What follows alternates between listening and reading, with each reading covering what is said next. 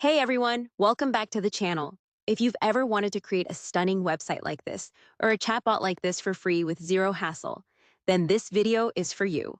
Stick around because in just a few minutes, I'm going to show you how to turn a simple prompt into a full-fledged website and a super responsive chatbot. So let's dive right in. First, go to Google and search for Lovable Website. Click on the second link, or maybe the first one, to open the website. You'll need to log in, but I forgot to do that, so I had to log in between the video. Once logged in, you'll see the interface like this.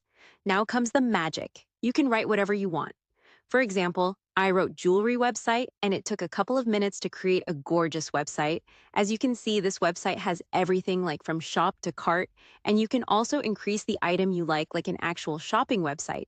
And in the end of the website, it has an email section, customer support section, and everything written like an actual website. And that's crazy, to be honest. Let's try another example, creating a chatbot.